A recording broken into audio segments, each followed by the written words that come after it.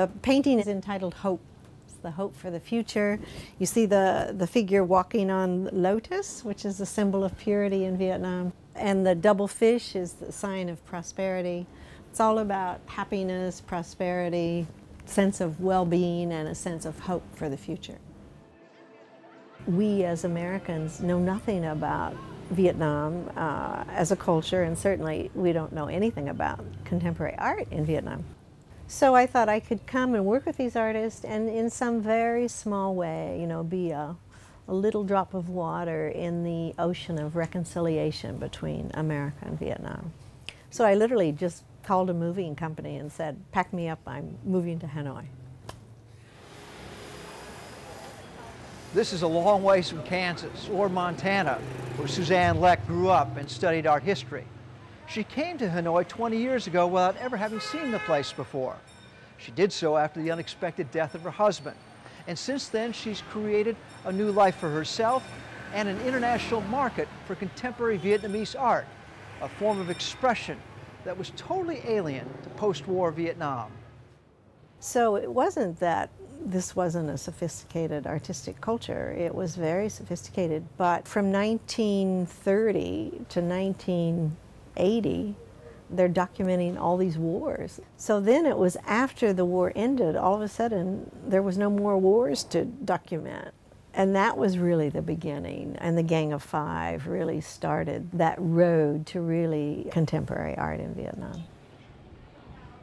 After reading an article about the group of Vietnamese modern artists dubbed the Gang of Five, Suzanne made it her mission to find them and help them emerge from the shadows of government censorship and the American embargo, which made their work difficult to find and virtually impossible to sell. She managed to find one of them, Ha Tri Hue, on her first week in the country. When he went to the Fine Arts University, there he was exposed to great masters of painting from Europe. So you're seeing this kind of wonderful fusion of their Western education along with their traditional folk art. It was the first generation of artists to be working in a time of peace in literally hundreds of years. So all of a sudden they weren't required to do propaganda or very nationalistic works of art. And they started painting their hopes and their dreams. So this initially was your gallery, and then you live upstairs? Yes, yes. Her dream of opening an art gallery started in her home, a traditional country house. One of the Gang of Five artists helped her disassemble in the country and reconstruct above her apartment in the heart of Hanoi. This is where she would bring visitors to see and learn about the art, somewhat privately at first, before the government gradually relaxed its restrictions on public art exhibitions. Well, in the very early 90s, there were only, as far as art goes, there was a government exhibition center, and everything that is shown there, and this is still true today, you have to submit a photograph of work to the Ministry of Culture to get approval. But that said, I think generally over the years it's become easier. The artists are pretty free to express themselves. It's just that the image of Ho Chi Minh is really not appropriate. And anything that's really negative about the government, you would have trouble showing today. You know, it really wasn't a problem for me because at that time, and even today, the Gang of Five, they were not doing political works. They were really doing works about the beauty of the spirit, what their hopes and dreams were. They were depicting their inner life. They weren't depicting anything about that reflected the political atmosphere. Suzanne finally opened her first public gallery in downtown Hanoi in 2002 and started to attract both local and international buyers. We've had many big collectors. Leon Black, one of the biggest collectors in America, came in on his private jet for a day and came to the gallery. I had Mick Jagger. I think that was everybody's favorite just because he's such a rock star.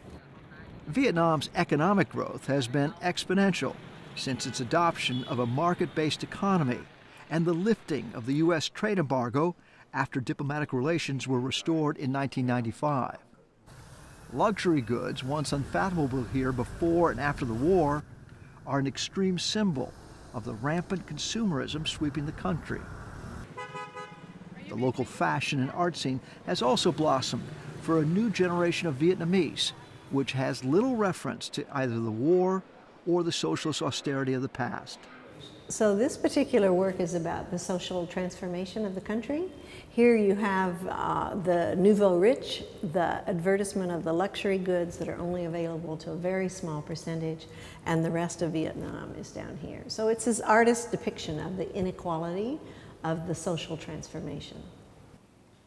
This is the work of Dinh Thi Tam Pong, who's an ethnic minority artist, which, you know, the ethnic minorities are quite marginalized. So the fact that she's come to Hanoi, you know, from growing up in the mountains, very poor, and gone through the art school and become our most well-known internationally female artist is a huge achievement. I want to start by thanking Suzanne Lecht. When she offered me her gallery space, it was absolutely a dream come true. Suzanne's Art Vietnam gallery recently featured the photography of Catherine Karnow, the daughter of correspondent and historian Stanley Karnow, who wrote the seminal Vietnam War, A History. Every time I came back from a trip to Vietnam and shared my photographs with my father, he was astounded. When you look at a photograph, for example, of the girl dancers on the stage at a Hennessy launch in Saigon, you would never have seen anything like this just a few years ago. When I first came in the early 90s, it was dark, austere, very poor. Today, you see self-expression, creativity. You see the young people perhaps thinking outside the box. An explosion of not only business, but art, design. One of the many things I've loved about this exhibition is that I've noticed there's a whole new young generation of Vietnamese that are coming, that are wanting to know about their country, what happened, and also art. Just as Suzanne Lecht never had a business plan when she came to Vietnam more than 20 years ago to help kickstart the modern art business, she doesn't have an exit strategy either. I feel it's been not only a very exciting, challenging, amazing journey, but I think what I've learned about life and about myself has just been the most marvelous intellectual exercise that I could have ever experienced. For the PBS NewsHour, Mike Cerre reporting from Hanoi, Vietnam.